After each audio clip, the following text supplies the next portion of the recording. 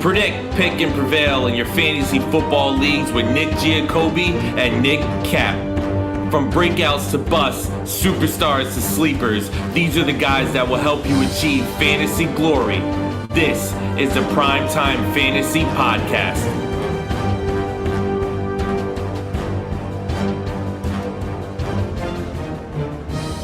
Welcome, everybody. It is Week 16, the second round of your fantasy football playoffs, and this is the PrimeTime Fantasy Podcast, where we give you our predictions, our picks, with the hopes that we help you prevail throughout the rest of your playoffs in Week 2 and the rest of the 2023 fantasy football season.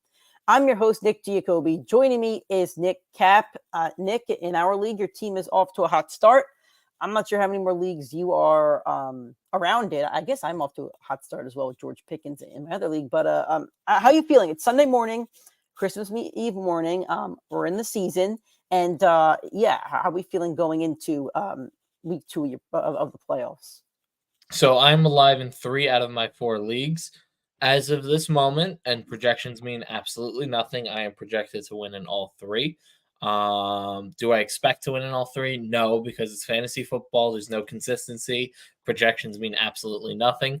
Me and Nick have say this every single day, every single year. Just because you're projected 150 on Sleeper, if you load that lineup into Yahoo, might be projected 135, into ESPN 125, right?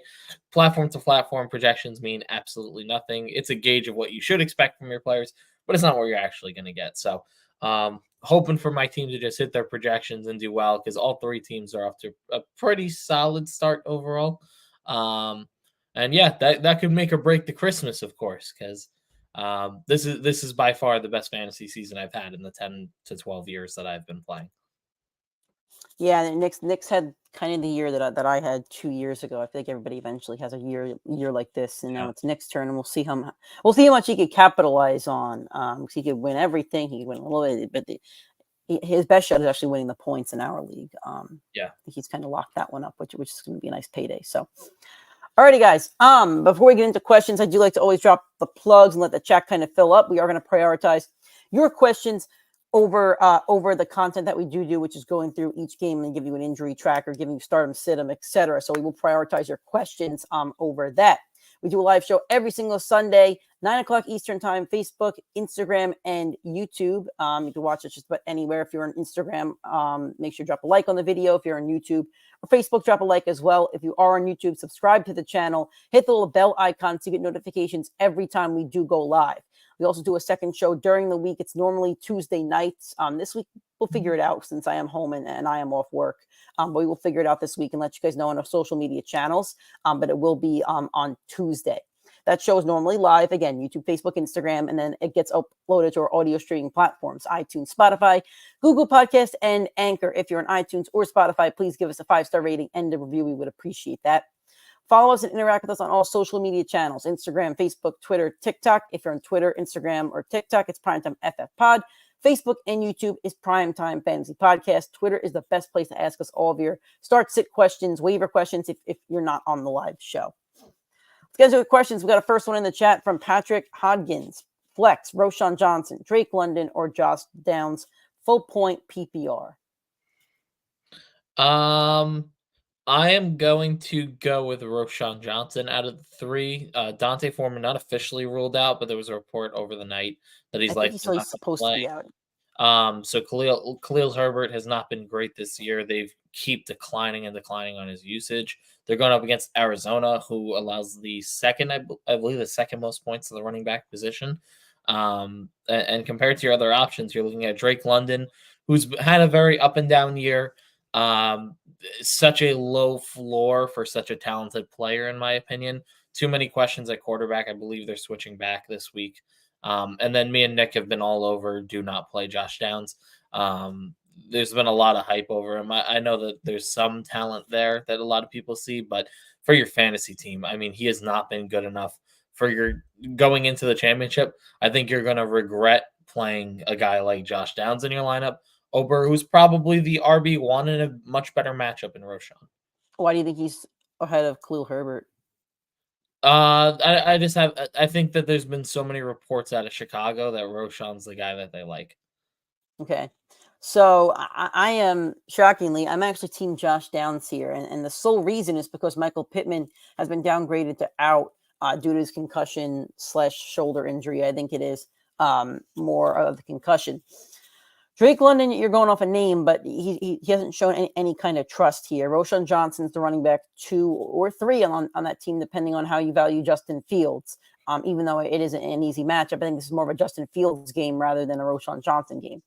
Now, I don't have any faith in Josh Downs. I don't have faith in any of these players. So I'm looking for upside. I'm looking for that player that might put up a random 20 bomb for you in a playoff game. And Drake London's done it before, but the Colts defense has been pretty stout. The Falcons are horrendously run offense when it comes to that. So I almost can't play London, based off the name. I think Josh Downs is your best chance to either put up 2 points or 20 points. And I think when you have an opportunity here where you don't have a guy that you can really trust, I think it's okay to take a lightning in the bottle shot and then say, well, I tried if he only gets you 2 points. There's no trustable option here. All right, from George, we get his question every single week. If you ran into Jabrickashaw Ferguson in a Macy's, what department do you think he would be in? I feel like Jabrickashaw is a tie guy. I feel like he'd be looking through his assortment of ties and socks, and that's the kind of guy that I see Mr. Ferguson as. I think he'd be shopping for his lady. I think he'd be getting a dress. Getting a dress for the lady. Okay. Dress for the lady. Nice. All right. From Deshaun, 12-man, half PPR. I hate half PPR. Wide receiver 2. Start Amari Cooper, Jackson Smith-Njigba, Jaden Reed, or Josh Downs. So this one, Josh Downs is not getting started. So we can rule that one out. So we're looking at Jaden Reed against the Panthers. Love the matchup. We're looking at Amari Cooper against the Texans. It's an okay matchup. And we're looking at Jackson Smith-Njigba against the Titans. It's a decent matchup too. What do you think? I'd go JSN of the 3. That might surprise Nick here, but the Titans allow the most points to the slot wide receiver in all of football. And JSN lines up in the slot with DK and Lockett on the outside. So that's not just an outlier that they're the most. It's been 15 weeks of football. If 15 weeks in, you're allowing 1,000-yard receiver and 10 touchdowns plus in both of those categories, like it is the formula for fantasy success. And JSN, over the course of the year, has proven that he was worth the draft pick that they used. I know at the beginning of the year, we were like, did you really need a receiver at this point? Well, to me, I don't know if he's a home run, but he definitely looks like he's a formidable wide receiver in this league. So when you have that opportunity against that lackluster of a defense, I'm willing to roll it. So I actually really like Jaden Reed here. And here's the thing. So since his bye week, which was week, I just had him on my mouse. He has bye week 6. He's only an under 11 points once. And then since week 10, his stretch is 19, 19, 15, 5, that's a stinker, 20, and 17. The Packers will be without Christian Watson once again. Duntavian Wicks is also questionable with an ankle injury. Now, Jaden Reed is also questionable with a toe injury. He didn't practice Friday, so that's a little bit of a worry for me. But if he plays, then I think you have to put him in your lineup. If he's not playing, I think I'd go Amari Cooper. That's a wide receiver 1 on his team. He has so much upside every single week, and he has a lot of downside as well. He is very hot and cold, but I like the upside of Amari Cooper in your playoffs. As a Seahawks guy, I think JSN only had like 9 points or 8 points before that touchdown last week, and that touchdown kind of saved his week and may have saved your fantasy seasons, which is cool. But he's still the wide receiver 2/3 on a team that is a run-first team, that is a control-the-clock team that does not put up a lot of points per game. As much as I love my Seahawks, I don't see the offense scoring a ton of points. And Kenneth Walker is also going to be back this weekend. They love using Kenneth Walker. That is their heartbeat of the offense. So that is why I would put JSN 3rd, and I would like Jaden Reed. And I wish I had taken him off the waivers, and that would have been nice in our league at least. Yeah. From George Play 01 for the flex, non-PPR. Ty Chandler. Now, the report is that Madison is going to come back today, but Chandler may end up being the running back 1. Antonio Gibson. I do want to check on Brian Robinson. He was ruled out. He's ruled out. Okay, so that's what I thought. Jalen Waddle or Zach Charbonnet. I think it's all Waddle. Yeah, I think it's all Waddle. I think this is the only guy that has a definitive role on their offense on any given down. So Yeah, and the other thing is the Cowboys' defense is susceptible for wide receivers, especially receivers in the slot. That they are not built to handle an offense like Miami. So if Tua plays lights out, I think the Cowboys going to have some trouble in this matchup. yeah, I agree with Nick. All right, so no questions at the moment. Keep dropping those questions, guys. If you're in your playoffs and have some questions for us, and we will prioritize your questions over our weekly preview. But for the time being, we will go to the weekly preview. We're going to go game by game, talk about injuries, players we like, players we don't like, etc. All right, so we're looking at the Colts Falcons first. Michael Pittman's been ruled out, as I said, with a concussion. Zach Moss has been downgraded to out with a forearm injury, and Jonathan Taylor, I believe, is expected to start. So it's a nice gift for you fantasy owners. Who are you playing in this one? I expect to get big game from Jonathan Taylor. This is a clock management team versus a clock management team. I do not like either of the quarterbacks. I don't like a lot of the receivers in the matchup because I think it's just going to be a pace of play type of game. If I were to go with the Colts wide receiver or pass catcher outside of JT, the guy I like is Alec Pierce. I think he's the more talented wide receiver in that lineup. I've seen him put up more big and explosive games than I've seen Josh Downs put up. So for me, I feel like he's more of the wide receiver one. I would also expect AJ Terrell, who's been a top 5 corner in the league for Atlanta this year, to cover Downs because he's the more athletic receiver and that's the more athletic corner. He shut out a ton of top guys this year, including Mike Evans, the second time around, which is just a couple weeks ago. On the Atlanta side of the ball, I mean, man, there's just question marks everywhere. You never know who's going to go off. Bijan Robinson probably lost a lot of people their fantasy playoffs for a lot of those better teams. Absolutely awful break for a lot of you guys. I don't know if there's a single Falcon that you're comfortable playing, but I'm not comfortable playing with them. If you were, I don't think you're comfortable playing Bijan, but you kind of have to play him, yeah, though, right? my point is, if you have a Bijan, a Pitts, or a London, those are the 3 guys that everybody likes to play. If you've trusted them to this point of the year, you cannot put them on your bench at this point. All right. Next game, my Seahawks traveling to Tennessee against the Titans. Kenneth Walker with a shoulder injury is questionable, but should be returning. I think Pete Carroll actually said he was going to play. I don't see Geno Smith here on the injury report, but I think I saw that he's starting, so you don't need to worry about Drew Lock. Will Levis with an ankle injury is not going to start, so Ryan Tannehill is starting for the Titans. For you tight end people, Chigozie Okonawu did not practice Friday with an illness. He's listed as questionable, so watch that. And that's all your serious injury news. So who are you playing in this one? Oh, we just got to put Derrick Henry back out there, don't we? For where you drafted him. I guess so. He's still like the running back, like 10 on the season. Yeah, he's just been such a bad runner. And like I said, projections mean nothing. Yahoo only has him projected for like 11 fantasy points. And it's kind of sad to see that next to Derrick Henry's name. Personally, I was never really the biggest fan of Derrick Henry. This year, I kind of put all my stock in him. He worked out in the league, but my God, he has not been worth the ADP, I would say. Well, I mean, respectfully, if you needed a playoff push from Derrick Henry, he got you a push of 18, 22, 17, and 16. They're not crazy numbers by any means, but I mean, that's a solid stretch. Look at the touchdown breakdown in all of those games. Oh, but they're probably great. But you know who else has a ton of 7 touchdowns in that span, or like. But 6. You know who else has a ton of touchdowns? Who? The number 2 running back on the season. Or Raheem 18, which is an outlier. That's the outlier of all outliers. Of course, yeah. And whoever wins fantasy tends to draft the guys that get those outliers in the 10th round, not in the 2nd round. Anyways, so if you trust the D-Hop, roll with D-Hop. The Seattle secondary is not too scary.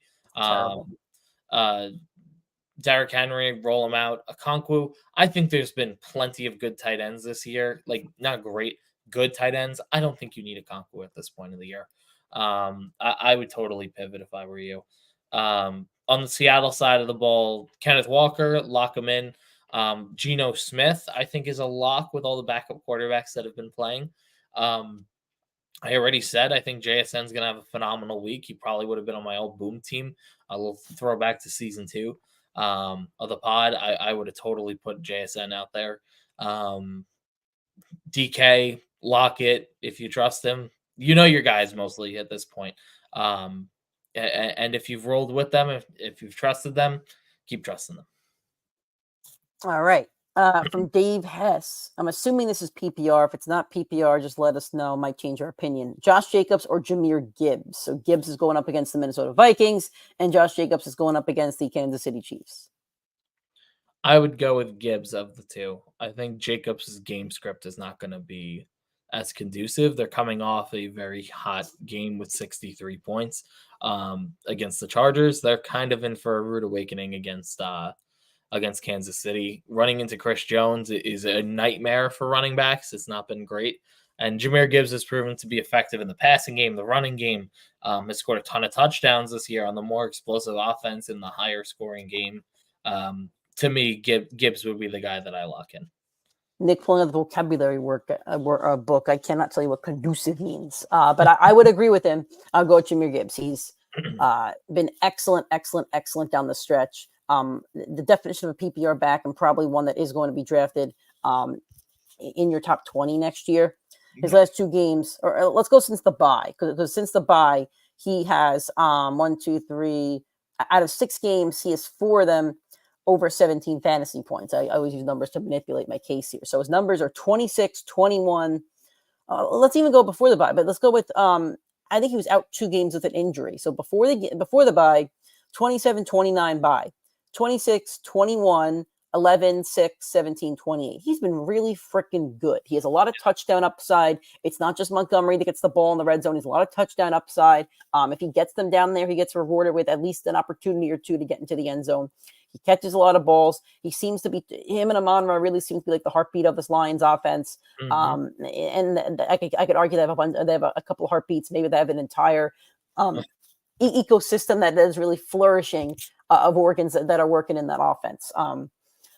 I think there's just a lot of negativity around the Raiders. And as good as Josh Jacobs was last year, he's not been good this year. And I can't tell you if it's just because the team is not great. And I can't really tell you. I mean, he's running back 14, which is okay. You probably draft him as your running back maybe 8 or 9.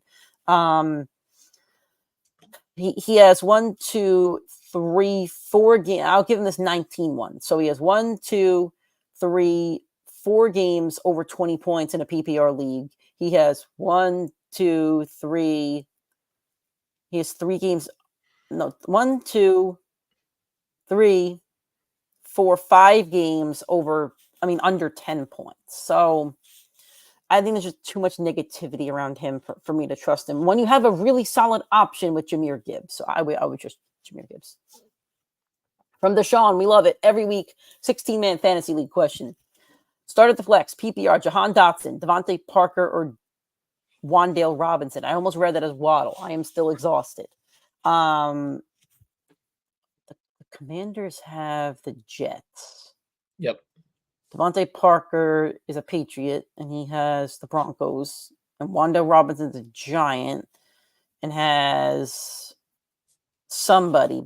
I think maybe let's go off name alone. I think I'd rather start Jahan Dotson. I agree. I don't love the matchup against the Jets, but I don't want to play Devontae Parker, period, and Robinson, period. I think of the bunch, I'm going with the most talented receiver in Dotson, who probably gets the biggest snap share of any of these 3 receivers. You could probably find the end zone. I mean, somebody's got to catch a touchdown. Sure. All right. From Nick, he has a Trevor Lawrence logo in his profile picture. What's up, boys? Start 2, half PPR. Rashad White, Jonathan Taylor, Rashee Rice, go Jags. This is an awesome question. I like this one. I think this is a tough question. I think. Is Taylor your number 1 lock in here?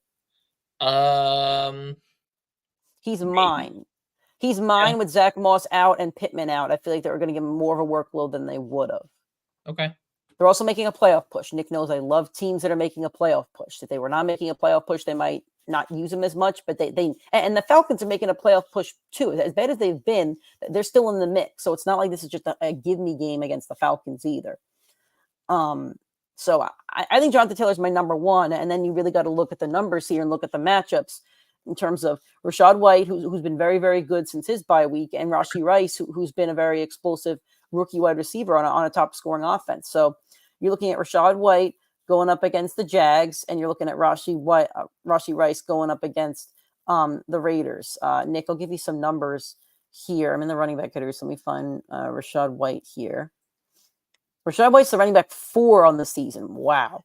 So since the bye week, and his bye was week 5, he had 1 stinker out of 1, 2, 3, 4, 5, 6, 7, 8, 9, 10. Out of 10 games, he has 1 stinker.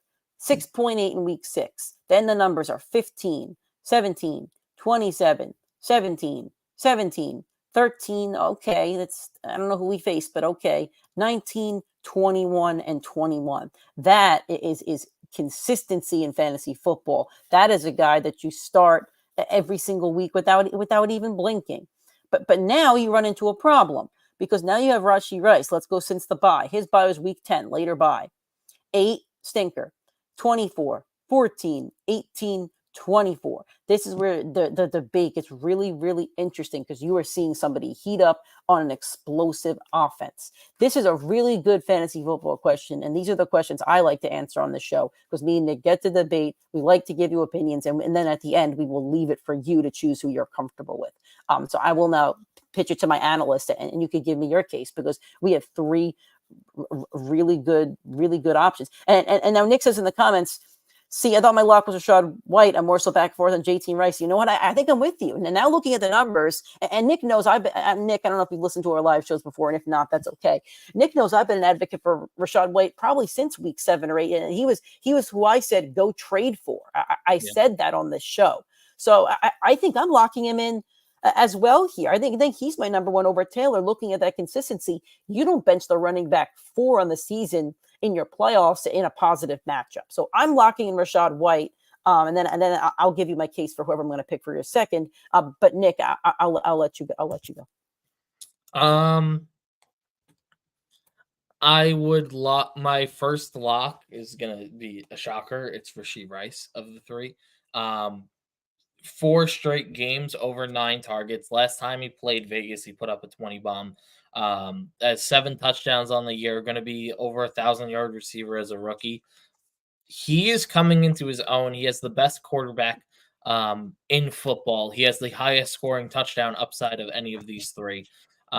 For me, Rashee Rice is the lock of the 3 of these. And rookies tend to win you the fantasy championship when they're on the heaters. For me, that's the guy I trust the most of these 3 to win you the week. Of the other 2, between Jonathan Taylor, who has been phenomenal when he's been out there this year, and now there's no Zach Moss as the backup, I'd rather play him than Rachaad White, who last time he saw New Orleans, who's great against running backs, only put up 10 points on 15 carries. They don't have New Orleans. Who they have? Jacksonville. Oh, they have Jackson. Oh, my bad. Jacksonville would have made this argument a bit easier. He has a plus matchup today. Taylor's numbers this season, Taylor's only cracked over 20 once. As good as he's been, his numbers are 4, 11, twice. 4, 11, 21, 10, 17, 14, 21. Okay. If that's the case, lock in Rachaad White. I think I'm out on Taylor as well. I also would like to see your lineup and your matchup, because if you need upside, then I'm all in on like Rashee Rice and Rachaad White.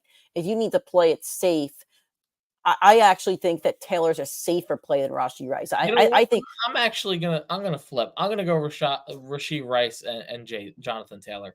No Zach Moss, no Michael Pittman. He is going to have to be the 3-down workhorse back in a team that's very limited offensively. I would not be surprised if you saw Jonathan Taylor put up 25 points with 5 catches, 20 rushing attempts, and a touchdown or 2. Like, he's going to have, of the 3 of these guys, the most guaranteed workload. And Rachaad White is not going to punch it into the end zone for this team. It's always going to be Mike Evans, who they look to first, and they look to Cade Otton. They always look to pass the ball when they're in a goal line formation. You're not really going to see Rachaad White get in the end zone unless he breaks off a big run. And Rashee Rice has 7 touchdowns in 14 or 15 games this year. Most heating up recently, 4 straight games over 9 targets. that's phenomenal. And Jonathan Taylor, he's been proven to be the RB1. He's got the most dominant role on the board. I think I'm going to shoot my shot and bench the RB4 on the year. And it's not that I want to. It's just I think the other two have the chance to. I think either one of them can go win you the week. I think Rachaad White is going to put up a solid 15 points. That doesn't win you a fantasy week.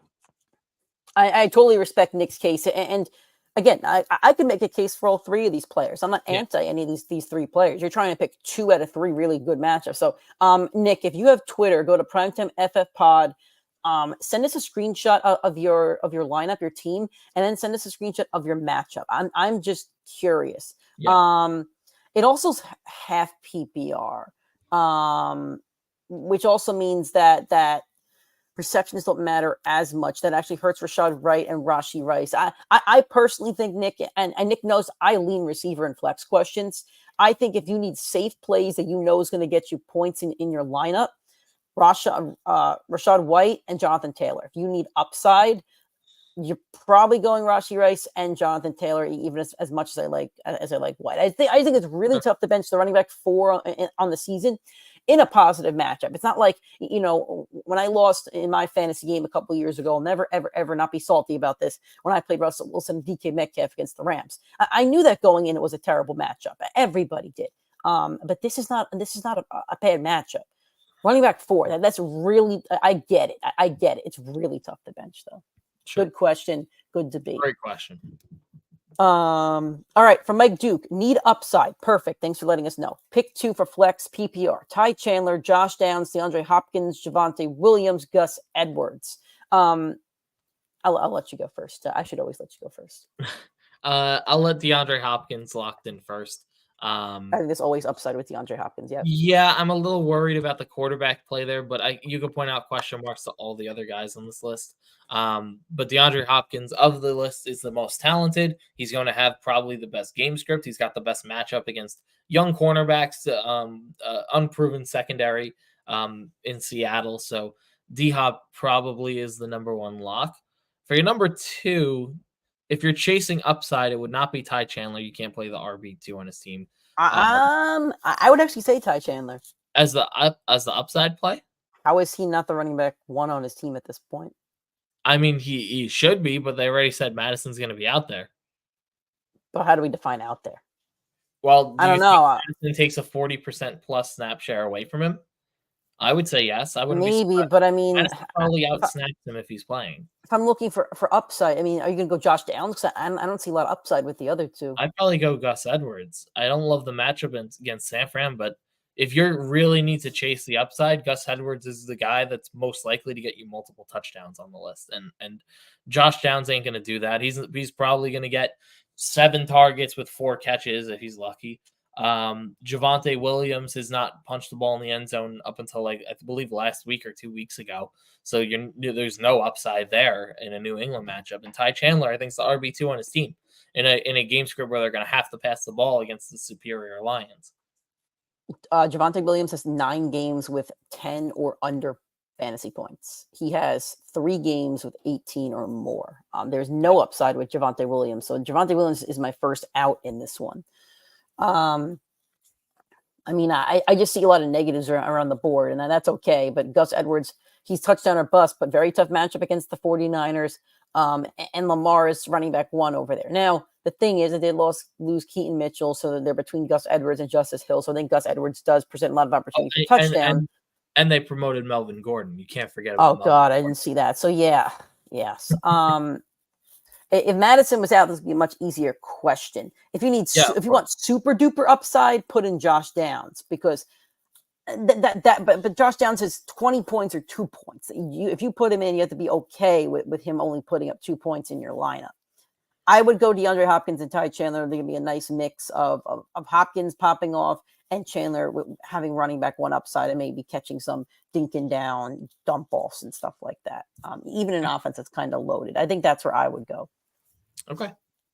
From Nick again, 9th season in my keeper league. Tua, CeeDee Lamb, AJ Brown, McCaffrey, Rachaad White, Kittle, open flex spots. So Nick, I'd ask you, what's the question here? Are we deciding? I think that was his other question. So I think he's saying he's playing Rachaad White. Oh, okay. If this is your lineup, Tua, AJ Brown, you're playing, McCaffrey, you're playing. Yeah, I see what you mean now. Oh, okay, I'm done. I do see what you mean. Yeah. I mean, this is a really freaking good lineup. I mean, yeah. I'm cool with whoever you play. Whoever you trust, I'm cool with. Yeah, no, I think that's fine. I mean, your lineup's so loaded. It was a great question, but it's a team where it's like, which winner do I need to play? You know? I think I would. I'm assuming it's a 10-man league.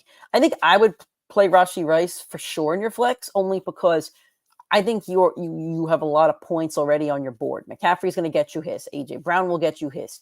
CD will get you his. I don't think you have to chase upside. So but you are kind of chasing upside Rashee Rice. So I think I'm okay with taking that shot and knowing you have a lot of points in the bank already. Agree with that. This is from my dad, actually. Which players have the potential to be this year's Jamal Charles and single-handedly win their playoff games for their owners? Does media darling Travis Kelce go off tomorrow? I don't know, man. He lost me in my matchup last week, so I don't know about that one. I'm not really on the Kelce train right here. We got some bad blood. So well, nice way to throw in the Taylor Swift reference. Yeah. So we're looking for a guy who's really good. I think the Eagles really have to come out swinging. And there's a lot of negativity around that team. And if they don't pummel the pitiful Giants, the Eagles are at home against the pitiful Giants and Tommy DeVito. If Jalen Hurts and crew don't go out there and win this game by 15, 20 points, there's the black cloud is still over them. Maybe I'm just thinking too logically. I think that your entire Eagles roster just has to have a sick game. I think Hurts should have a really good game.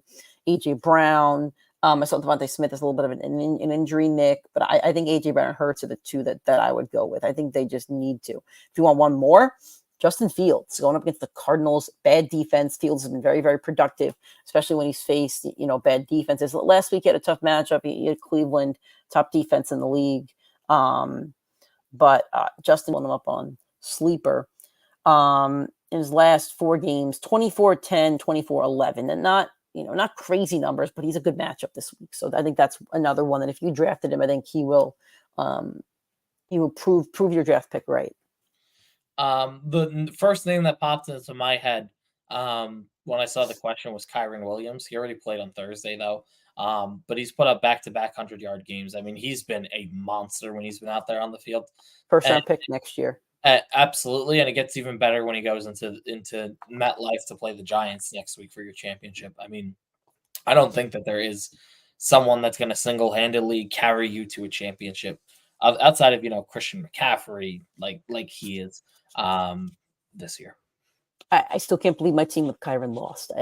I'm so upset about that one. I can't believe I got 190 dropped in my head last week. All right, no questions at the moment, so keep asking those questions, guys. Do you have any hard outs today? Mm-hmm.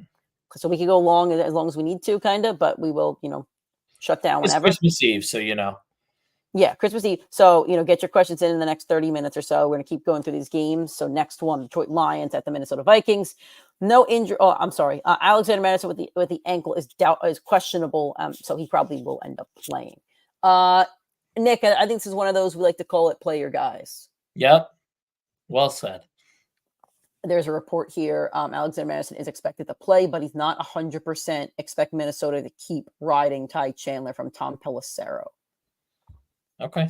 So I'd play Gibbs. I think you could still probably play Montgomery, depending on your option. I mean, you're still going. Golf will be a really good play. Monra, obviously. And Laporta. Laporta. Viking side, you are playing, Jefferson. I think Addison's very playable. Everybody.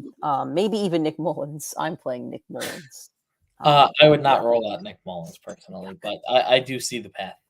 Yuck. All right. Washington Commanders at the New York Jets. Brian Robinson is out with a hamstring injury. Zach Wilson has a concussion. Is he playing? Who's your quarterback today? He's out. He's out. Trevor Siemian. So Joe on our Instagram asked me, percentage chance of me winning the Dynasty League. Give me your input on the team. So I'm going to pull up his Dynasty team real quick. And I don't think he's winning this matchup. I think he's going to get spanked pretty badly, honestly. I think projections don't mean anything, but I think he's projected to lose by like 50 at this point. He's projected to lose 172 to 124. Joe's already played Dalton Kincaid. He said chill. Listen, I'm just being honest here, Joe. So, Nick, what I'm going to do is I'm going to screenshot his lineup and send it to you, and I'm going to move on to whatever injury designation we're at, and then you could give your opinion on the matchup. But I think he's facing the number one seed with the most points in the league, and he's up at like 30, I think. So it is still a race for the points title over these next 2 weeks. I'm going to move to the next question while you look at that lineup, and I'll be the analyst for this question. Mike Duke. So it's flex half PPR. Tony Pollard against the Dolphins. Breece Hall against the Commanders. James Conner against the Bears. DK Metcalf against the Titans. This is a really tough question. So let's see how I could rank these. It is half PPR. So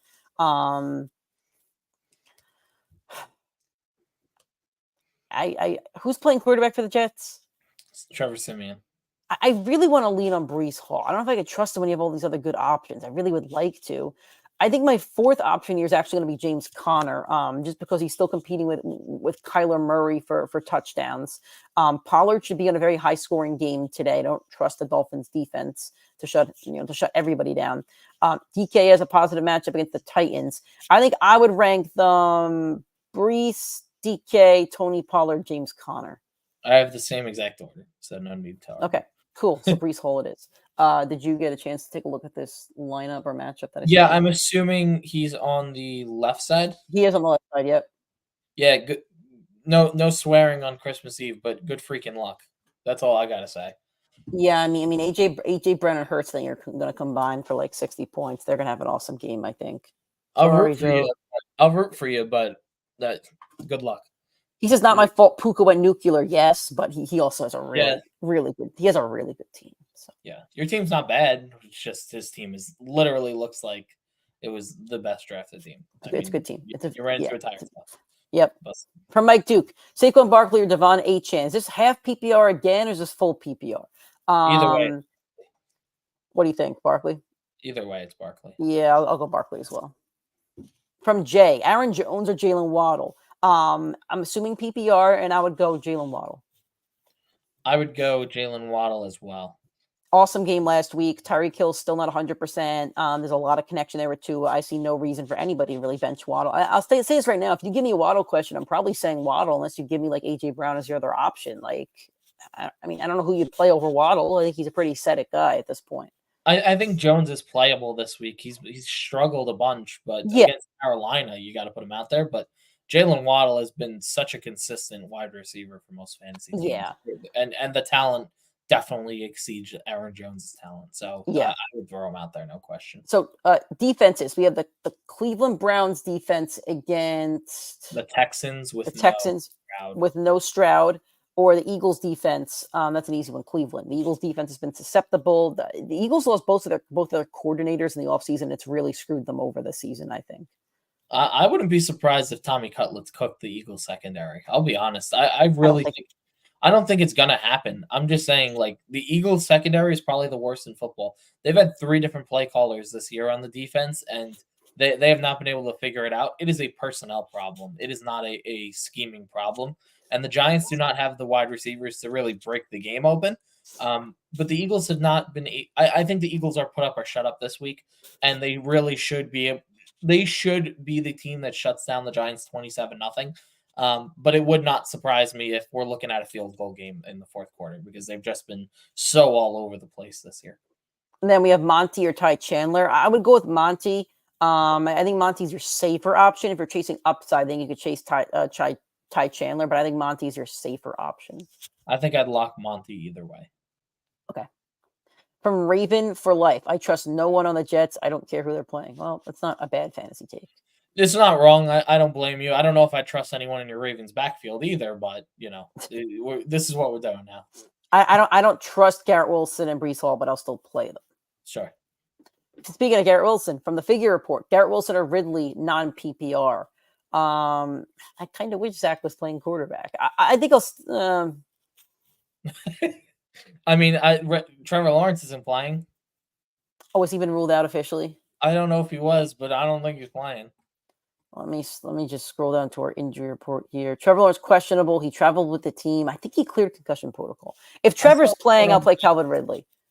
I'm playing Garrett Wilson either way. I think the Commanders' defense has been awful. The Jets are a 3-point Vegas favorite. Vegas knows the odds, and the Washington defense has been one of the worst in football since Montez Sweat was traded. It's funny because I think when he was traded, no one thought it was like that big of a deal. The Chicago defense is ranked top 10 since that trade, and the Commanders defense is ranked the second worst in football. And Montez Sweat also spoke about how good of a coach Eberflus is in keeping his guys in the games and Yeah, for sure. So for me, I think the Commanders' defense is super susceptible. I don't think the Jets are going to cook them, but Garrett Wilson should be a lock for 10 targets this game. And if he gets 10 targets, that should at least be a 15-point fantasy game. Well, it's not PPR. Oh, that's right, non-PPR. That's why I'm going with Ridley, because I am not trusting Trevor Siemian to get Garrett Wilson in the end zone. I think it's a higher scoring game in Jacksonville. I think it's two teams that are competing for the playoff spots. The Jets and the Commanders are not competing for playoff spots. They are competing for the number one pick in the draft, which neither of them can get, but they're competing for draft picks at this point. I can't trust. I would have trusted Zach, as crazy as that sounds. If Zach Wilson was playing, I would have said Garrett Wilson. No Zach Wilson or Trevor Siemian. Like I can't do that, especially behind that offensive line. I think if the Jets are scoring more than 13 points, it's the Breece Hall show. And Garrett Wilson, because look at it, he's very, very talented, but I think it's a Breece Hall show today. I think that's fine. Now that you mentioned the non-PPR, I think Ridley's the more likely to get the touchdown. I would like to know who's playing quarterback for Jacksonville. I think I saw that Trevor cleared concussion protocol. Okay. For me, who Caldwell, Brandon Ayuk or Jordan Addison, Zay Flowers for the flex. I think it has to be Ayuk. I think you just have to play your 49ers every single week at this point. They have the opportunity to pop off every single game. I think personally, I like Addison more. I think Addison has more of an opportunity being, the number 2 pass catcher. Ayuk's 2 or 3, depending on the week. Flowers has been awesome too for the most part. CD and Tyreek are also 1 and 2. I don't see how you don't pair Ayuk with CD and Tyreek though. I would go with Ayuk as well. Addison has had one great game recently, but since the last few weeks, and with Justin Jefferson having a role, like Addison has not been the superstar rookie receiver, and Zay Flowers has been up and down. I think I don't want to say he's overrated because he's clearly talented, but I don't think his production matches his talent. I think that's a better way to put it. And when you're going up against San Francisco, I would project that the production probably is a little bit worse anyway. So I'd rather roll out Brandon Ayuk. It's a very good question in my opinion, but I think Ayuk is the best play. Browns or Bears defense. I'm loving the Browns defense this week against Houston. No CJ Stroud. Like this should be a pummeling by arguably the best defense in the league, behind maybe like San Francisco and one other one. I agree with Nick here.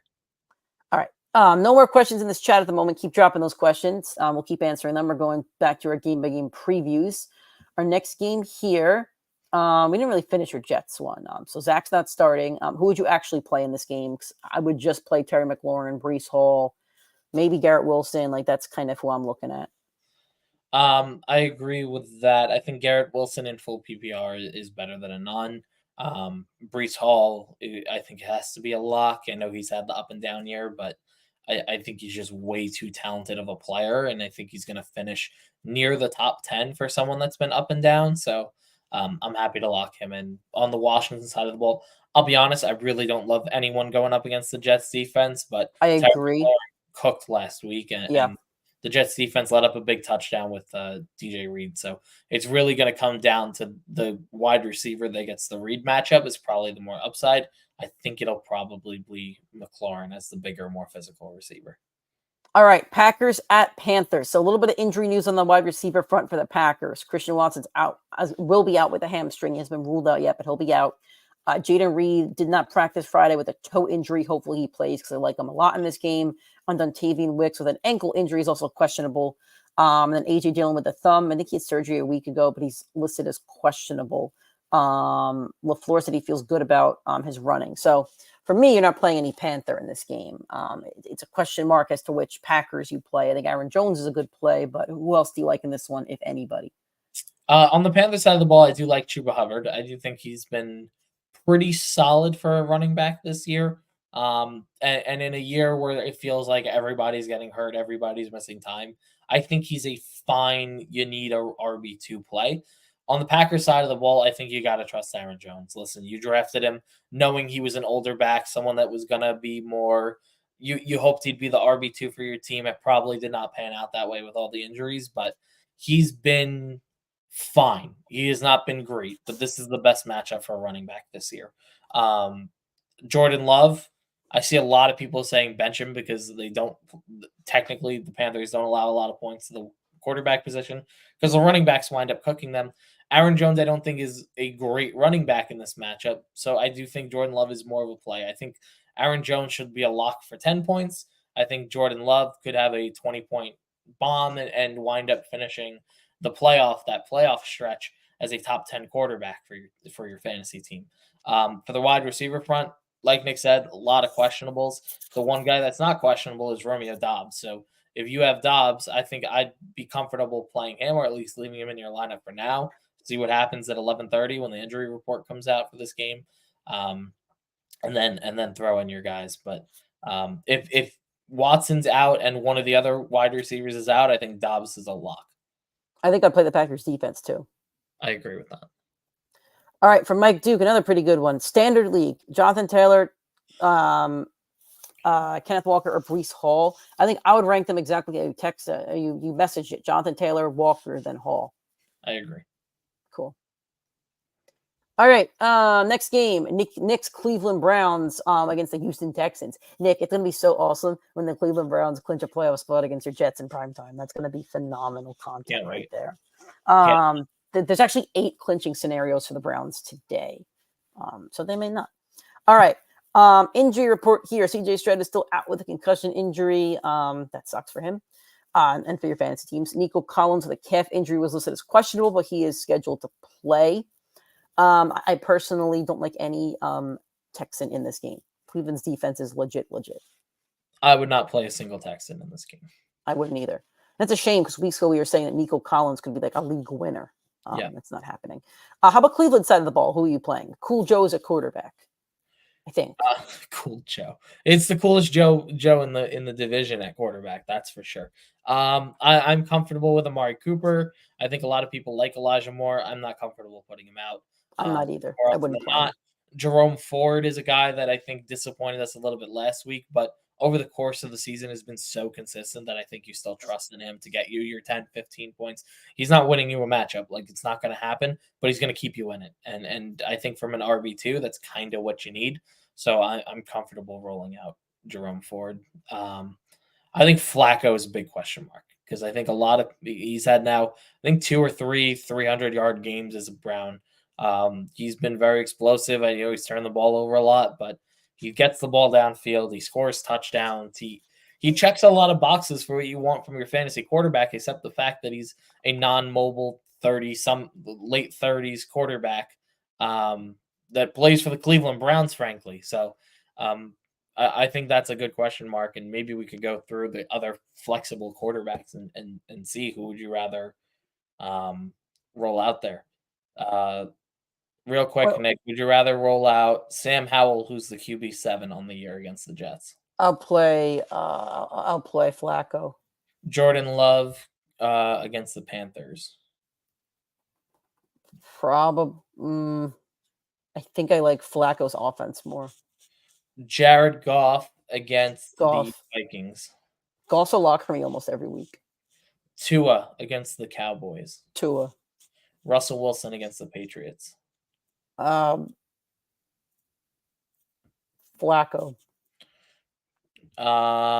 We'll do 2 more. Baker Mayfield against Baker. Okay. And then we'll go Geno Smith against the Titans. Geno. Okay, so we probably would put him somewhere at the QB. I'm gonna guess 17, 13 to 16 on the year. Yeah. So on the week at least. So, but I think your debate you're having is if Flacco's probably not on most rosters. You're probably debating if you're going to play him over a Nick Mullins or a Derek Carr. You're talking about a league where you lost Justin Herbert 2 weeks ago, or maybe CJ Stroud a week ago. Those are probably your more likely debates. Got it. The other guys are probably ready on rosters, and you can't even have that debate per se, unless Flacco's on your waivers. But yeah, what about your guy David Njoku? We'll get one last one. Oh yeah, absolutely. I mean, David Njoku's been on. I was waiting for you to talk about him, and you didn't. My bad. Yeah, David Njoku's been on fire. He is currently the tight end 6. on the season. He started heating up at week 7 after Deshaun Watson went down for the year. And since week 7, he's the tight end 1 on the year. I'm very comfortable playing him and rolling him out there. He's averaging 15 points per game in that span. Only one game under 10, and the last 2 weeks, 27 and 26. I mean, you want to talk about why you don't draft a Travis Kelce or Mark Andrews in the first and second rounds? It's because you find gems like that, who I picked up off the waiver wire in week 4. All right, from Hero. I want to know if this is PPR, so let us know in the comments if this is PPR or not. Travis Etienne, Breece Hall, Raheem Mostert, pick 2. Mostert's running back 2 in the season. You don't bench the running back 2, even if the matchup is a tough one. I just don't think you do it in week 16. So I would put Mostert in. It is PPR. I'd put Mostert in there. Then you're looking at Travis Etienne against the Bucks or Breece Hall against the Commanders. I think the higher scoring game is going to be the Jags game. And Travis Etienne is the running back 3 on the season. If you're the running back 2 and 3, I just don't think you bench them when Breece's matchup isn't phenomenal and Trevor Simeon's his quarterback. I agree with Nick on that one. I do think if you are chasing the upside, I think Breece is more of the upside than Travis Etienne this week. I'm not worried about Etienne at all, but he like Nick said, he's the running back 3 on the year. Since the bye week, though, he has not broken 18 fantasy points, which doesn't make sense for the RB3 on the year. That's a 6 week span of that number. Granted, Breece Hall has been more up and down this year, but we've seen more of the explosiveness on the back 5-6 games, in my opinion, than we have from Travis Etienne. So if you're chasing the upside, I think it's Hall. But like Nick said, I don't think you have a reason to bench the RB2 and 3 on the year. Yep. Moving on to our next game here, actually, the Jags at the Bucks. Trevor Lawrence is questionable with a concussion and ankle injury. But I think he got cleared yesterday. I don't see an update, but I thought I had seen that he got cleared. I thought I saw it was not being cleared. Let's look that one up. From Zay Jones with a knee/hamstring injury. He's questionable. He's not expected to play. I don't see any update on Trevor, though. I'm going to search him on Twitter. I'm taking a look. Keep going. Okay, cool. So I'll take this here. Players I would play. We spoke about it before, but Rachaad White's running back 4 in the season. Model of consistency since the bye week. You're locking in Rachaad White. Mike Evans is a lock every week. I'm sure you've been playing Godwin. Continue to play Chris Godwin. Baker's very playable as well, depending on your quarterback situation. I was playing him in my dynasty league ever since I lost Joe Burrow.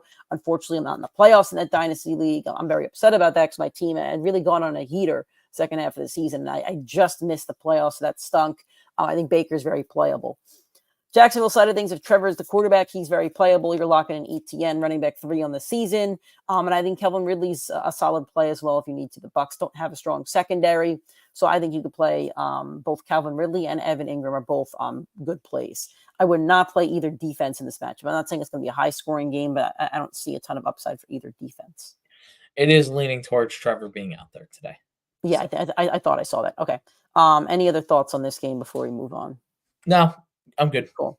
All right, so I got a question in the Instagram chat from Bro883179. Need one full PPR. Jaden Reed, DeAndre Hopkins, or Zay Flowers. So Jaden Reed against those Carolina Panthers, assuming he plays, has the injury. DeAndre Hopkins against the Seahawks and Zay Flowers against the Niners. My least favorite one here is Zay Flowers. I agree with you there. I think I really like Jaden Reed if he's out there. If he's the wide receiver 1 and he's out there, I think I really like him. I agree with Nick. If Reed's out there, he's the one. Then I'd go Hopkins, then I'd go Flowers in that order. Cool. All right, next game, 4:00 slate here. The Cardinals at the Bears.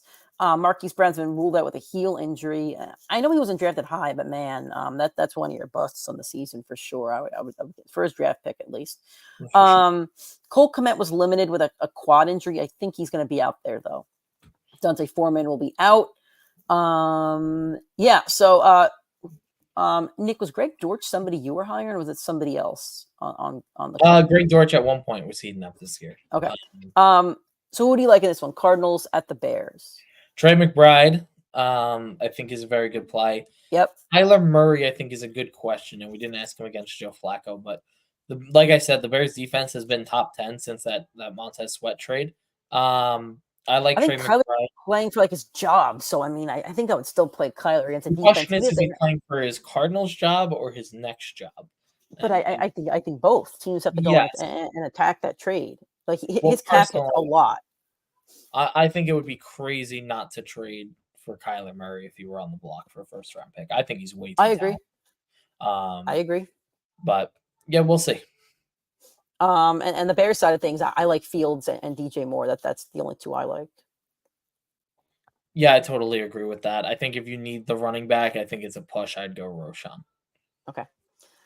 Cowboys at the Dolphins. This is the game of the week, and my guess is that Fox said you're absolutely not flexing this game out of the 4:00 slot. That is my guess at least. So that's what happened with the Eagles game. I think it was last week or the week before. Fox said absolutely not. They could say that. So we have really crappy Sunday night game, which we'll talk about in a sec as well. But this game, the only injury, which is a big one still, is Tyreek Hill with the ankle. He's questionable. He's trending towards playing, but he didn't play last week. So it's kind of a similar situation.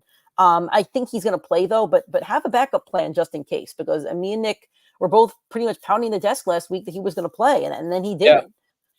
So I do see a question in the chat. We'll answer that in a second. But let's talk about Tyreek for a second, Nick. If you have Tyreek, like, what do you do? In my opinion, you play Tyreek, and then you have somebody else as your backup. Maybe you have Jerry Jeudy sitting on your bench. Maybe, I mean, there's 3 games on Monday, so you should probably have an option on your bench. But I would make sure you have somebody to slot in just in case. I agree with Nick. You need someone you could slot in just in case.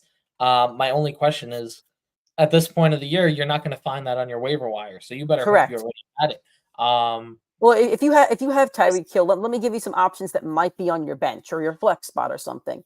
Maybe you have Brandon Cooks in this matchup. Again, I'm gonna go through the 4:00 games because again, this is a 4:00 game. So maybe your team with Tyreek Hill has a Calvin Ridley. Maybe it has Evan Ingram, who I think you could flex. Maybe it has Chris Godwin, who you could flex. Let's go to the next game, the Cardinals Bears. Maybe you have Trey McBride, who you could flex. Maybe your tight end is, Kelsey, and you can flex Trey McBride.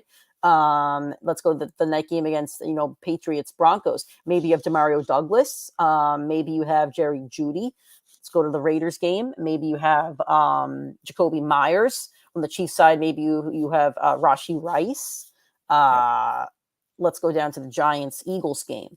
I don't really see a flex play in this one. Let's go to the Ravens game. Maybe you have Zay Flowers. I think Odell's a good one. Not Dobbins. Gus Edwards is a good one. Yeah. So if you literally have none of those guys, you have to go to your waiver wire. But we just named a slew of guys that you probably so first off, make sure Tyreek's in your flex spot. Make sure he's not in your receiver slot. That's a very important part. And that's my only take on this. My only other take on this game is that just play everybody. Pollard, Brandon Cooks, CD, Dak. I know Nick's as high on Tua as I am, but Tua, Tyreek, Mostert, Waddle. I would not play Devon Achane. I think it's Mostert's backfield at this point.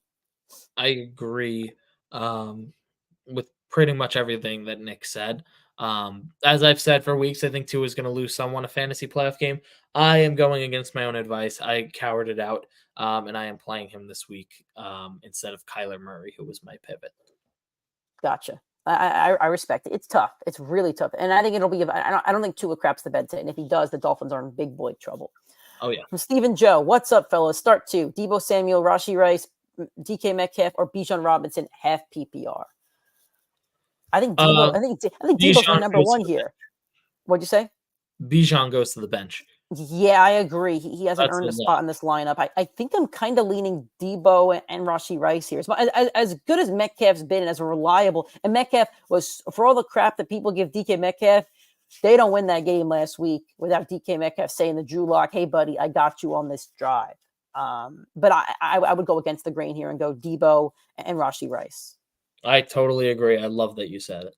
And I do love DK. I think DK is a good matchup. I think the Titans defense is terrible. Geno's coming back. I think DK will have a good game. So I don't want people thinking it's a bench DK. But Deebo is a lock in your lineup every week.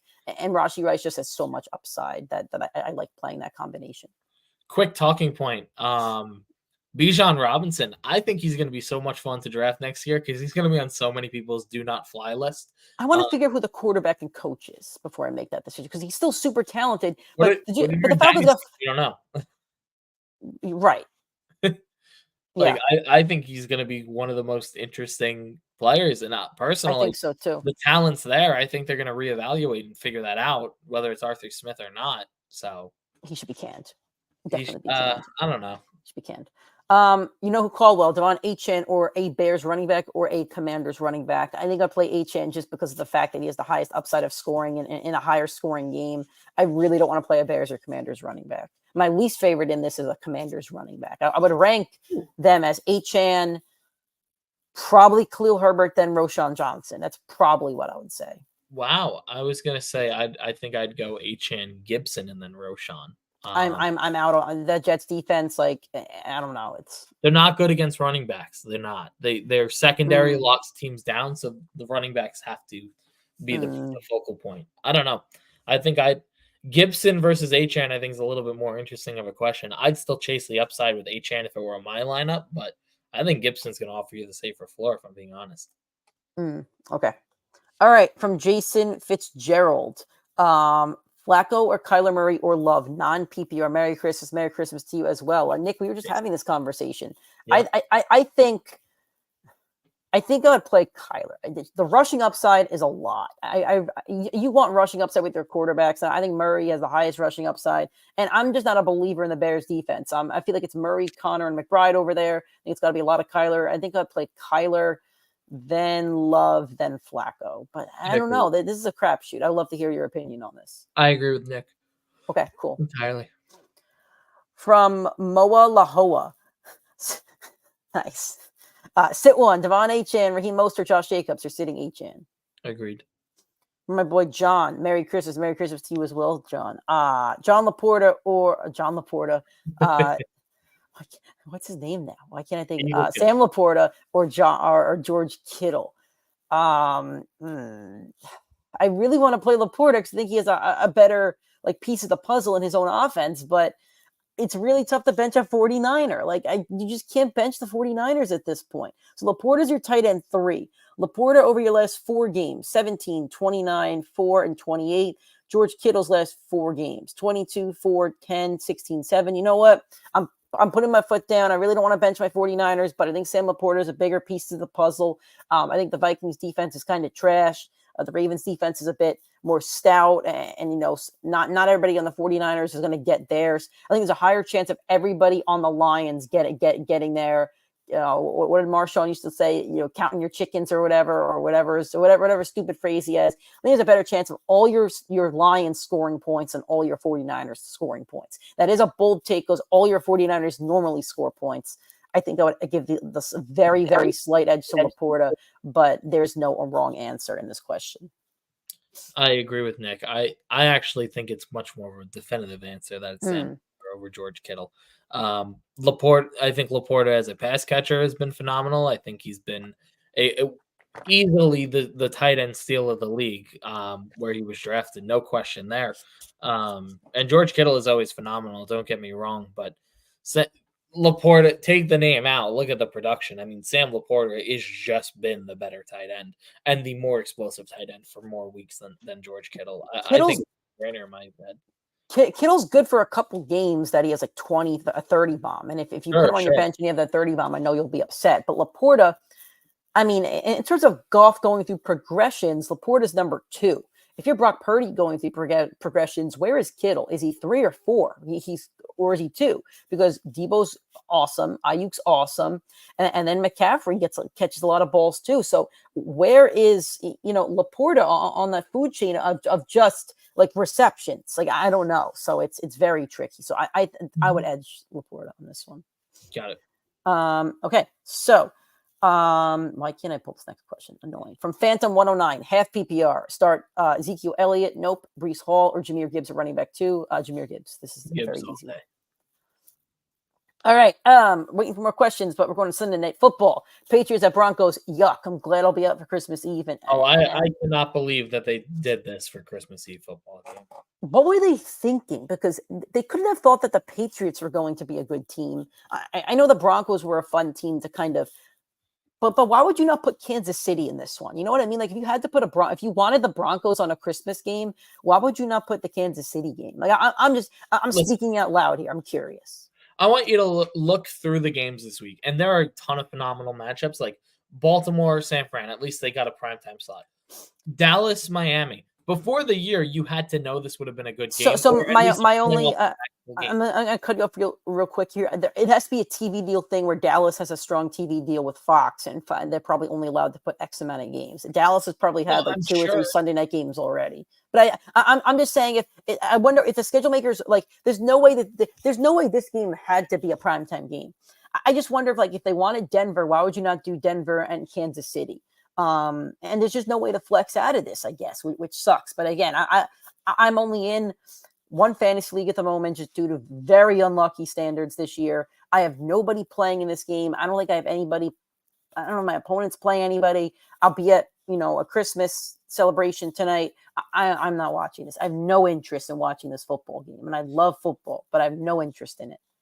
I agree with Nick. I mean, listen, it's Christmas Eve. You get your break. Me and Nick, we do this podcast as much as we can. We want to do it more. This is one of those games where it's like, you know what? I got better things to do on a Christmas Eve night. But in terms of fantasy production, injuries, Ramondre Stevenson is with an ankle. He was not on the field on Friday's practice, so I don't think he's out. But again, watch the injury report. And if you plan on starting Stevenson, you better have a backup in mind, whether it's a flex spot or a running back. Really no other serious injuries here. I mean, Hunter Henry, if you consider that, he's out. Juju Smith, I think he's going to be out with an ankle, but really nothing else here. I mean, who are you playing? I mean, I would play the Patriots defense, but I mean, there's really nobody I want to play on either side of the ball. I feel like if you have to start with Demario Douglas, I don't want to play Zeke. I'll say that right now. Like, if Zeke goes out there and has like 4 touchdowns on a Christmas Eve game, like fine, but like I don't want to play Zeke. I don't want to play Javonte Williams. Maybe Cortland Sutton. I don't want to play Jerry Jeudy. Like, there's really nobody I want to play in this game. So I'm gonna say, let's say you're in a 12-person plus league, and who is the stretch I would play this guy, because and this is not a standard I'm using for most games, because you got to make some fun out of it. On the Broncos side of the ball, Cortland Sutton, go for it. Javonte Williams, fine. That's it. In a 12 or 14-person format, I don't want Jerry Jeudy. I've said it all year long. I don't think he's as talented as his tape had shown coming out of college. I think he was a much better college receiver. I think I had high expectations for him coming into the league. I think he's been one of the biggest disappointments from that draft. And I don't want Russell Wilson against Bill Belichick either. Yeah, I agree with that. And in the 2020 draft, he was drafted so early. That draft, in my opinion, is the best draft in the history of football. I mean, take a look at it. There is just talent everywhere. And Jerry Jeudy has been the biggest disappointment at the wide receiver position for those upper guys. Well, maybe Henry Ruggs, but of the guys out on the field and not the speed demons, he's been the biggest disappointment. On the New England side of the ball, still talking deeper leagues, Zeke is probably the only guy I'd consider playing. And maybe if you need the tight end, you go with Hunter Henry because he's had... Well, he's out. He's not playing. There you go. So there's nowhere to look. Demario Douglas. I would consider Demario Douglas, but he might have a bad corner. He's playing Patrick Surtain. There's no way I'm going out there. All right. From Gangsta Boy, Kenneth Walker, Ty Chandler, or DeAndre Swift need 2 PPR. I think me and Nick will agree on Walker here. I think he's your lock it. Then Ty Chandler against the Lions or DeAndre Swift against the Giants. What do you think? I'd go Swift, no question. Game script's there. 12-point favorites. Swift's bad games have come in the games where they've lost to elite defenses. That is not the New York Giants front seven. I would roll out DeAndre Swift. I would love to feel as confident as you do, but his last 3 games are 9, 4, 3, and 9. I know he faced some tough defenses in that stretch, but they've been using a lot more Kenneth Gainwell and the other running backs in that room. I think Ty Chandler's role is actually more cut out than DeAndre Swift's is in this one. I'll make a case for Ty Chandler here. He had like a 25-point fantasy game last week. Madison's returning, but Madison's not Jonathan Taylor returning. He's not a back that's had stellar seasons and potential like MVP votes or whatever here. Madison's been bad this season. Ty Chandler looked like the better running back. They even went out and got Cam Akers because of how bad Madison looked at times. So I think Ty Chandler's role is actually more cut out than DeAndre Swift. I think I would give Chandler a shot here. So you want to know who I think Alexander Madison is, and it pains me because I'm wrong? Sure. He's Najee Harris. He's the guy. Mm. He's the RB1 that gets the touches that takes it away from the more talented back in Jalen Warren. He's Okay. Ezekiel Elliott last year, who takes more of the touches away from the more talented running back in Tony Pollard. That's exactly who he is. He's that running back that takes the touches from the guy that can win you the league. And for me, that's enough reason not to play Chandler. I think Chandler's the better running back, but I think Alexander Mattison, if he's out there at any point, can get a touch over him. At any point is going to be in the personnel. Ty Chandler is more likely to be the third down pass catching touchdown running threat, which is your Jerick McKinnon. Alexander Mattison is your Clyde Edwards-Helaire that's going to get the 15 touches and be like, this is why Jerick McKinnon didn't get 10 points. Okay. All right. From Dave Hess, pick 3. I'm assuming this is full PPR, and he goes, all look good. Yeah. Mike Evans, Tyreek Hill, Deebo Samuel, Rashee Rice, Devontae Adams. So now we have a Tyreek Hill question. I still want to play him no matter what if he's out on the field. However, I would not start Rashee Rice or Adams. Okay. If we're picking 3, Tyreek Hill, you'll know on before you have to set this lineup. Because so I will. Yeah, you're right. You're right. Adams, You're right. If you lock Evans in, you have to pick 2 of the next 4. If you don't lock Evans in, you're picking 3 or 4. If Tyreek doesn't play, you pivot to the other one. So the 2 that I'm definitely playing are Tyreek Hill and Deebo Samuel. Okay. Yeah. I think then the final 3, I think I'm ranking them Mike Evans, Rashee Rice, Devontae Adams. I agree with Nick. I love Devontae's talent. I don't love the Chiefs defense, and I don't love Aiden O'Connell. Yep. I agree with Nick entirely. From AS, Amari Cooper, Chris Godwin, Zay Flowers, need 1 half PPR. What do you think? Need 1 half PPR. You're chasing touchdown upside. That's not going to be Zay Flowers. It's not going to be Chris Godwin. I'd go Amari Cooper. Yep. Exactly where I would go. All right, from Gangsta Boy, Javonte Williams or Jordan Addison half PPR. I like Jordan Addison. I want no part of Javonte Williams. He had 9 games with 10 or under points this season. That's not somebody you want to play. Correct. He said, he said he also has Addison's a 2 out of those. So he's basically saying, I think what he's saying is Cooper, Godwin, Flowers, and Addison, and he needs 2. Does that change your opinion at all? I'd go Cooper 1. I think it's Godwin 2. Yeah. Godwin doesn't get a lot of touchdowns, but it should be a higher scoring game. And again, I like games where teams are vying for the playoffs. Those are the 2 number 1 teams in the division, those Florida teams. So. Yeah, that's fair. From Da Vinci, what 2 are you starting? Terry McLaurin, Roshan Johnson, and Devin Singletary. Yikes. Because I said I don't want to play any Texan, but Singletary's been really solid, but I really don't want to play Roshan Johnson. I think I'm actually going to put Singletary in there because I feel like he's a solidified running back 1 over there, and somebody has to catch the ball, and I think he gets a lot of dump off. So I'm going to go with Terry McLaurin and Singletary here. I agree with Nick. I don't like this. I don't like the situation over there with the Bears.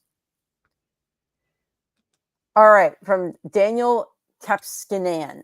He's got Kermit the Frog as Mahomes. That is Patrick the Frog. Yeah, it's good. All right, need wide receiver PPR. Jalen Waddle or DJ Moore. Woo-hoo-hoo. I don't know. Can you start both? Like, is there any way you could start both? Man. I'd go DJ Moore. I think I'd go DJ Moore too. He's the wide receiver 8 on the season.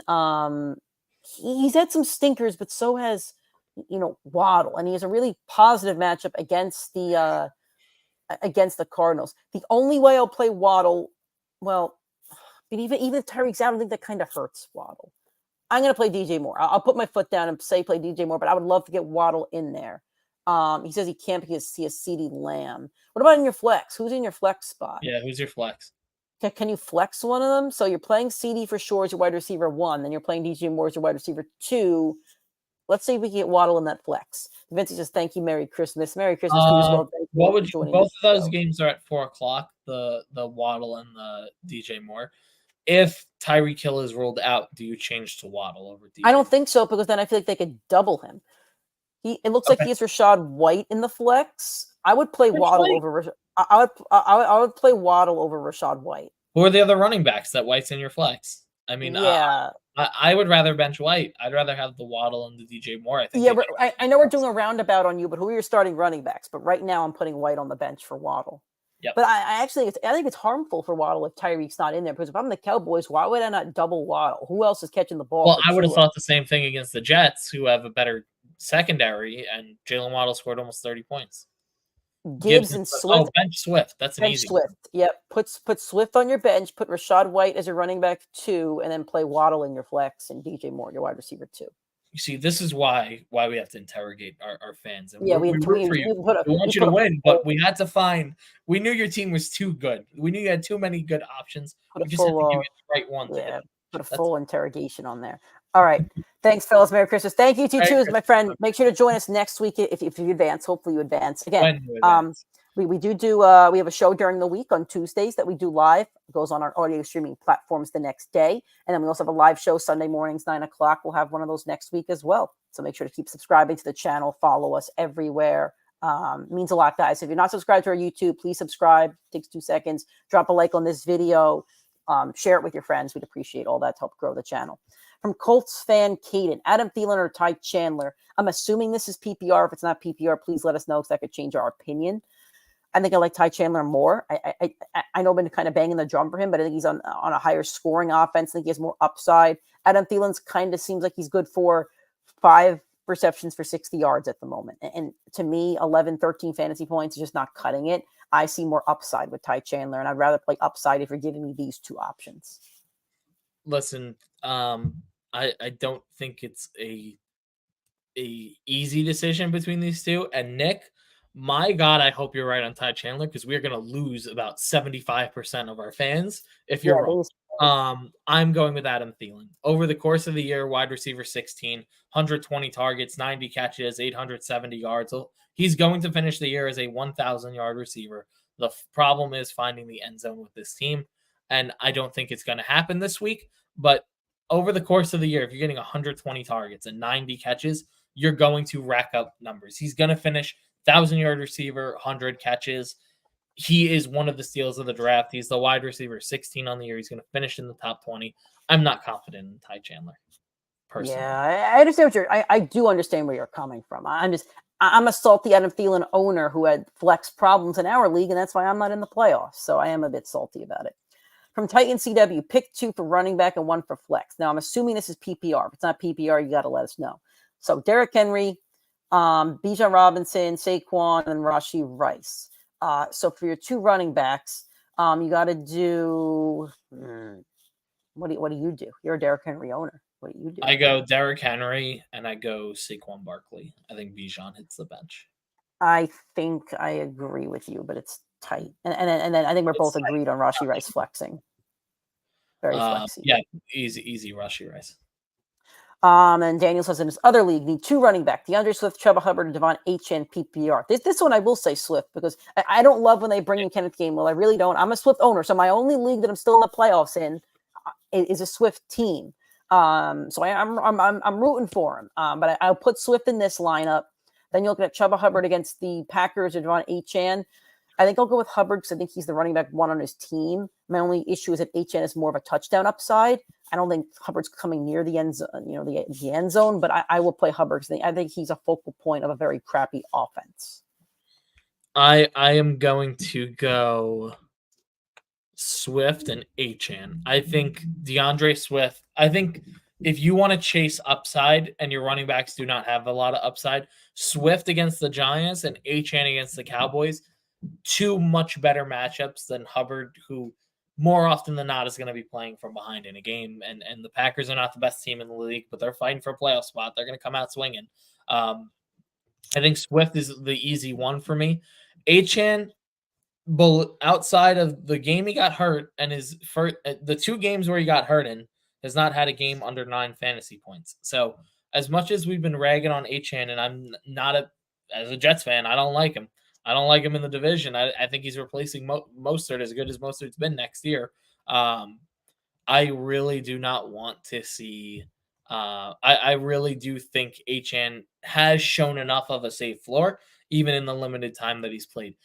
Think about this. He's played 8 football games, got injured in 2 very early on, where he only got 1 touch in each.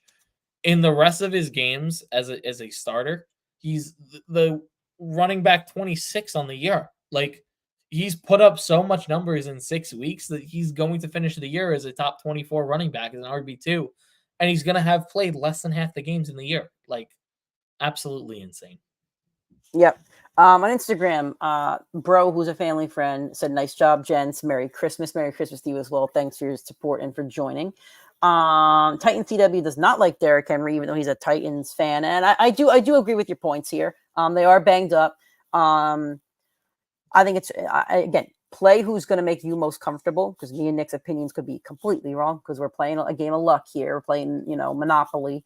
But against my Seahawks, who have not been a good defense at all, I think they have to lean on Derrick Henry like they do every week. And I think, I think I like his upside more than Bijan Robinson. I think that's where it really leans on. So we don't love Henry, but we don't like Bijan due to the way that Arthur Smith has used him. And the Colts defense is really stout. I mean, Nick's been on the Colts defense train for 6 or 7 weeks at this point. So, yeah, totally. And listen, in my opinion, this is Derrick Henry's numbers on the year. And you're a Titans fan. You watch a lot more of the games. We watch a lot of football as well.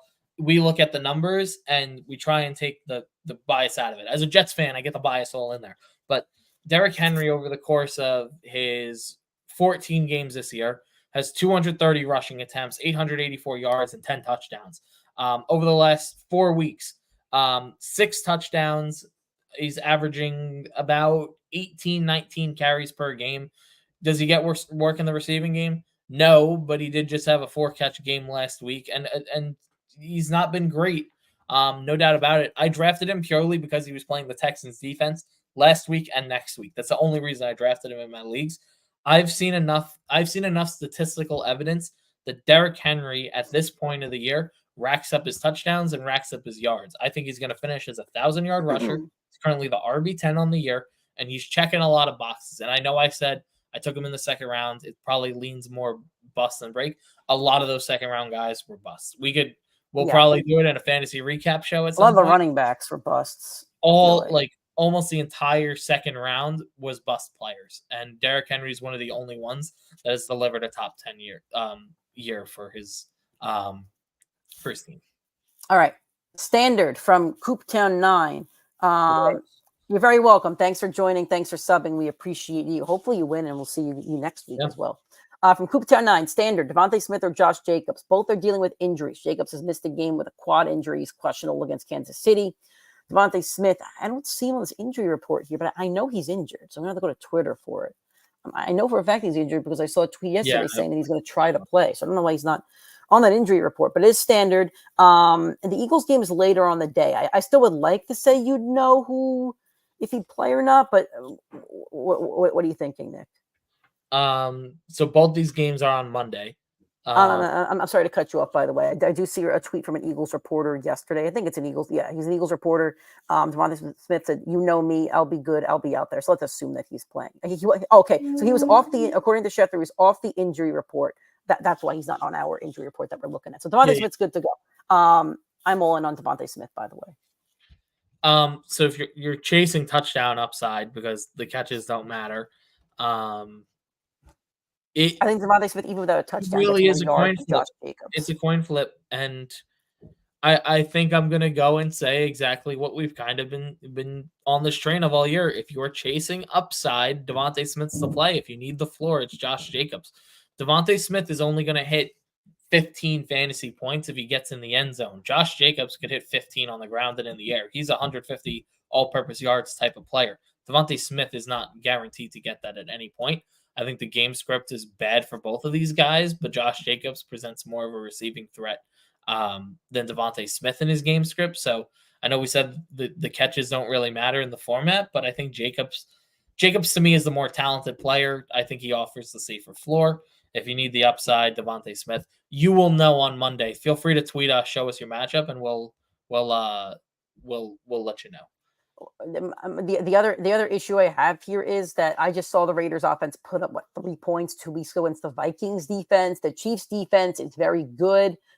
This is a Chiefs home game. This is the Chiefs get right game. This is a pummeling by the Chiefs, sure, in my opinion. Okay. All right, from Eric Blackman, full point PPR. Oh, he's got the doggy in the picture. I like that doggy. Give him some pets. Nick, Full big point dog. PPR. Start Roshan Johnson or Josh Downs in the flex. Thanks and happy holidays. There's another Josh Downs question we'll answer in a second. I'm just gonna throw up Daniel's question here. Josh Downs is absolutely not a must start in any way, shape, or form. Nick mentioned it before in the show. That I'm just stealing it as I'm the host technically. So I'm going to reiterate Nick's take that AJ Terrell's been locking down receivers. So I think this is really a Jonathan Taylor show. Now, so he's not a must start. Let's say that, but he is a start candidate depending on your options. In this question, I like the option because I don't like running back 2/3 Roshan Johnson. I prefer possible wide receiver 1 on his team, Josh Downs. I don't like either. I think Josh Downs' floor is 2 points, ceiling is 20 points. I think Roshan Johnson's floor is 2 points and ceiling is 10 points. I think the higher upside is Downs. I don't like either option. Since week 9, Josh Downs has not scored more than 10 fantasy points. He has not racked up over 44 yards in any of those games. He is, I know a lot of people think he's talented because he had a great 4-week stretch in the middle of the year. He has not proven to belong in a fantasy lineup. As Nick reiterated, AJ Terrell has been one of the best corners this year. He is a very athletic player. He is going to be on the more athletic receiver in Josh Downs. If there is a Colts receiver that you have to play this week, it's Alec Pierce. I don't want to play either or, but if you're confident in a Colts receiver, Alec Pierce has shown me to be more talented. Has shown me for 2 years now. He's got up and downs, but his highs are high. Josh Downs, he had 1 game over 16 fantasy points, and we're saying the praises. And we don't mean to take it out on you, Eric, because I would play Downs over Roshan Johnson. But listen, he has not proven he's a must start at this point of the year. He has not done enough to do it. Now, next year, can we have a conversation about where he's drafted? Sure. But I don't think you can trust a guy like Josh Downs in your fantasy playoffs. I don't think that's the formula to win your championship. I understand what you're saying. All right. 3 more games to go through, guys. I'm going to start wrapping up. So if you do have any last-minute questions, start getting them in there. If you haven't already and you're watching on YouTube, a lot of YouTube watchers, we appreciate you. Subscribe to the channel if you haven't already. Hit the bell icon. You get notifications every time we go live. We do a live show every Sunday during the season, normally 9 o'clock Eastern time, to answer your questions in the start sits. And then we also do shows during the week. This season, we were only kind of able to do 1 a week just due to me and Nick's life changes and schedules. But that show is still on Tuesdays. It is live on our YouTube, Twitter, and Instagram. It's on Tuesdays. Time is scheduled to change depending on our schedule. But then it does get uploaded to our audio streaming platforms on iTunes, Spotify, Google Podcasts, and Anchor. So please make sure to follow us everywhere and absorb our content and help us grow. Last 3 games, Monday at Christmas, for those that you'll need a Christmas miracle to advance to your championship. The 1 o'clock is the Raiders at the Chiefs. Jacobs, we've talked about, as a quad injury. Jarrett McKinnon is out with a groin injury. That's interesting. Kadarius Toney's been ruled out. Patrick Mahomes got his Christmas wish. Is Pacheco playing? I don't see him on the injury report. Do you know anything about Pacheco? He is playing. Okay. All right. So Nick, what do you think of this one? Who are you playing? Who are you not playing? Nick said Christmas miracle. It's Rashee Rice. He is your Christmas miracle. 4 straight games over 9 targets. 4 straight games over 14 fantasy points. 2 of those being in the mid-20s. He is clicking with Patrick Mahomes. He's the wide receiver 1 that they needed to heat up going into the actual NFL playoffs. They're going to keep using him against a Raiders defense, which is not bad, but not great. Kind of a middle of the road defense. On the outside of that, Pacheco, love him. Mahomes, you got to trust him. I think he's got, he has not delivered on fantasy ADP as he has not since 2018. But he is the best quarterback in football. You trust him in your fantasy lineup. On the Raiders side of the ball, also obviously Travis Kelce. Didn't really need to say that one. But on the Vegas side of the ball, you're looking at Jacobs. I don't trust Aiden O'Connell. Devontae Adams, he's got a very tough cornerback matchup, but I think you still roll him out there, obviously, for the talent. And I think Jacoby Myers is a sneaky question mark. He's been very solid this year. He's had ups and downs. I think he's someone where I'm not going to go through a list of receivers and say Jacoby Myers or this guy, but if he's someone that's on your bench, he might be a good one to throw in the chat at the last minute for your flex play. I think I'd play the Chiefs defense too if you have the Chiefs defense. I think so. I think that's fine. I'm from Daniel. I need a tight end and a flex. Trey McBride, Sam Laporta, Rashee Rice, or James Conner. This is a really, really interesting question here. Let's start with the tight end first. I think Laporta is your guy. Probably. And now you're looking at a flex. McBride's been really awesome. I don't have his numbers. You might have his numbers. I think the one guy I have out here is Connor. I would not play Connor. You've been banging the door for Rashee Rice. What are you thinking? I think I would put Rice over McBride, but McBride is a really awesome matchup here.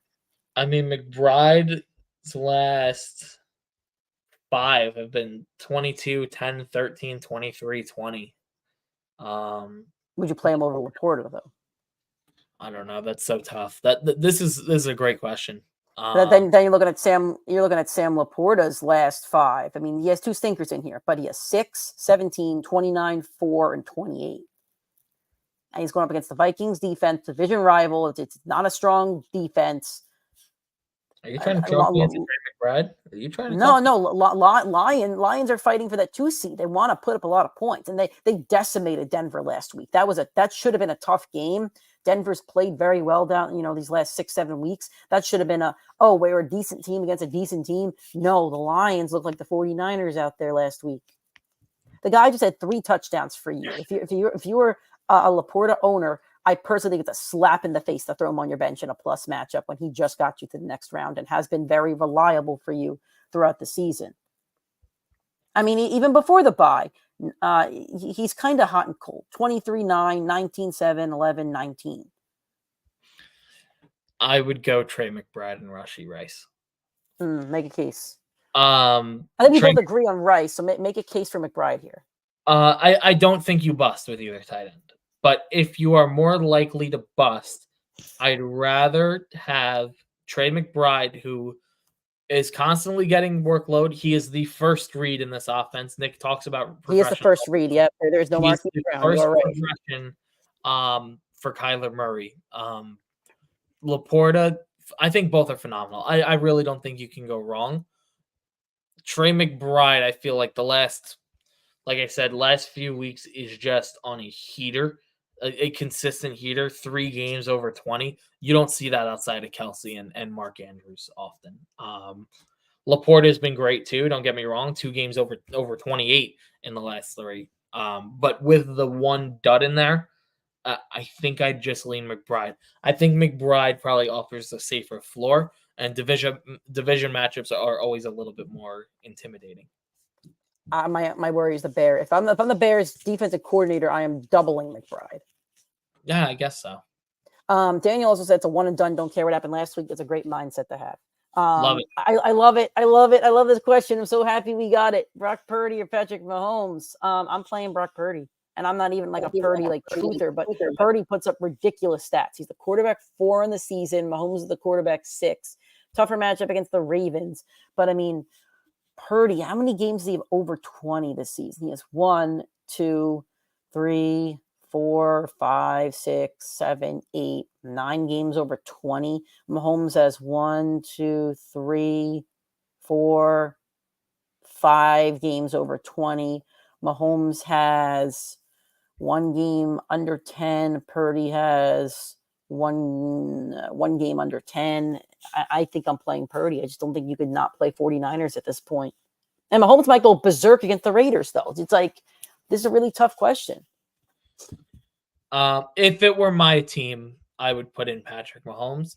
As the unbiased analyst, Purdy probably is the better fantasy play. And then I'm assuming this is PPR. If it's not PPR, might change our opinion, so let us know. Calvin Ridley or Amari Cooper? Amari Cooper. I think Amari Cooper. Either way, I'm Amari Cooper on this one. I do like Ridley this week, though. Yeah. From Jay Judah, Calvin Ridley, Jordan Addison, or David Montgomery. Pick 2 half PPR. I think I'd go Monty Ridley. Monty Ridley. Okay, I like Ridley too. Wide receiver 1 over there with the Jags, and then I like Addison a bit more. He popped off last week with Nick Mullins a quarterback. I just think that they're going to have to put a lot. They're going to have to put up a lot of points to beat the Lions or compete with the Lions. And I need the Vikings to lose as a Seahawks fan, but the Vikings are in a wild card spot, so they need to really try to win this game here. My worry with David Montgomery and the teams that I had him, I'm out on. Jahmyr Gibbs has emerged as the clear-cut running back one in all phases, and Montgomery is not really vulturing touchdowns. So that's my worry with Montgomery. So that's why I would go Ridley and Addison. If you want to make a case for Montgomery, you can, but if not. My only fear with Addison is the games where he's played, where he's had great fantasy success have all come in games where he's had a touchdown. He only has one game over 11 fantasy points without a touchdown this year. Last week, 2 touchdowns at Cincinnati. I don't think this offense is explosive enough to put up 2 touchdowns to their wide receiver too. I still think Justin Jefferson's going to be the first read. And granted, David Montgomery is far from the first read on this team. I just think Monty has more of the touchdown upside on a week-to-week basis than you'll see with Jordan Addison. It's fair. I think I'd pick Monty in standard, but it's half PPR. Okay. Yeah, that's fine. Sorry, I'm going to butcher this. I'm sorry. From Elias Guyfopoulos. Pick one full PPR. Devin Singletary, Ezekiel Elliott, Aaron Jones. I like Aaron Jones against the Panthers. I like Aaron Jones as well. All right. 2 more games. Giants at the Eagles. I think Darren Waller might be coming back. Did I see that somewhere? But I don't see it on the injury report, so I don't know. And even if he is back, I'm not playing him. Yeah. I'm not playing any Giant. I'm playing Hurts, AJ Brown, Devontae Smith, and maybe Swift, depending on your league. But that's who I think is playable from this game. What about Saquon? I forgot he existed, but yes. That's all right. I'd go Saquon. I think you trust your Eagles. You know who they are. And last game, Christmas Eve. I really hope it's a good game because we deserve a good game. Ravens at the 49ers. Zay Flowers is questionable with a foot injury. I'm sure he's going to play. No other major injuries in this one. Now, I think we both consider this a player guys kind of game. So I think for the Niners, you are playing Purdy and Kittle and Ayuk and McCaffrey and Debo. But what about your Ravens? Are you a play my guys on the Ravens, or are you a little scared of this 49ers defense? That's a great question. That's a great question. I am a player guys on the 49ers side of the Nick, I'm going to cut you off real quick before you do this, guys. I see a question in there. Load up your questions here because after this game, we're going to get through the last of the questions, and then we're going to head out of here. So as we're talking about the Ravens, load up any questions you might have, and then we're going to finish up. Ravens side of the ball. I don't think you can play your guys. I do not know which pass catcher to trust on every given week. If I had to trust one, if it's a flex spot, and I have all the Ravens pass catchers, it's Zay Flowers 1, it's Isaiah Likely 2. Odell Beckham is not the guy I want in this game. I actually have Odell at 3 because Odell's played against these Niners. Odell is the number 3 for me on the list, but Odell's my number 2. I put Odell behind Zay in my list, and I put Likely. Okay, that's fine. Likely, I think the last 2 games have proven that he's a starting tight end for your fantasy playoffs. I believe both are over 18 points, which is very solid from the tight end position. I think we're going to have an overall conversation next year about tight end because so many tight ends hit this year where ADP is going to be all over the place for tight end next year. And and as far as the quarterback goes, Lamar Jackson against the NFC is like 19-1 or 19-2. He's got some crazy good record. They're a 6-point underdog. Not saying they're going to win the game, but it's very hard for an NFC team to prepare for Lamar Jackson. So in my opinion, I think they're going to struggle against them. I think Lamar with his legs is going to be dangerous. I think it's one of the ways that the 49ers could get beat by someone creating time. The secondary is not fantastic. For the running backs, I don't think they'll never try and push Lamar in. Gus Edwards has had double-digit touchdowns this year, multiple games with double-digit touchdowns. I would ride the Gus bus if you want any of the running backs. Okay, I'll defer to Nick with most of that. From Matthew Wacker, who do you like, Russell Wilson or Gardner Minshew? Could also pick up DeVito. I don't like any of them. I think I'll go Gardner Minshew because I think the Colts will win that game, and I think there's a higher upside, but he has nobody to throw to. Like, none of these guys have people to throw to, and I don't like the matchups. I know Nick doesn't like the Eagles defense. I'm not saying I like them either. I think this is just a Philly, beatdown. Like, it's in Philly. There's so much negative media surrounding the Eagles right now. If the Eagles want to make a run at these playoffs, they have to heat up and click at some point, and this is the game to do it. Christmas, Eagles home. They've lost 4 straight.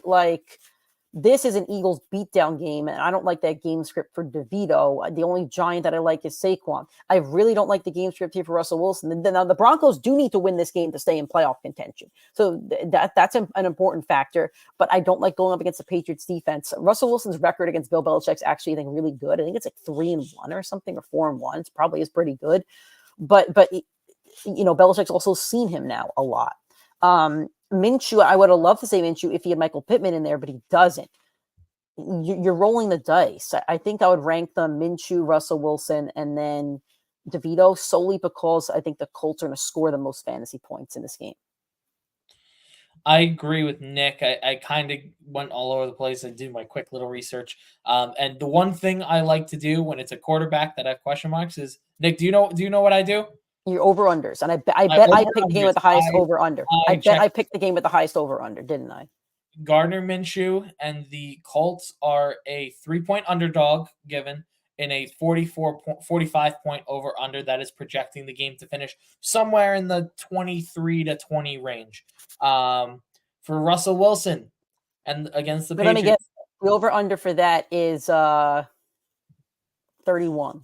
35. So a little bit higher, but 10 points lower than the Gardner Minshew matchup.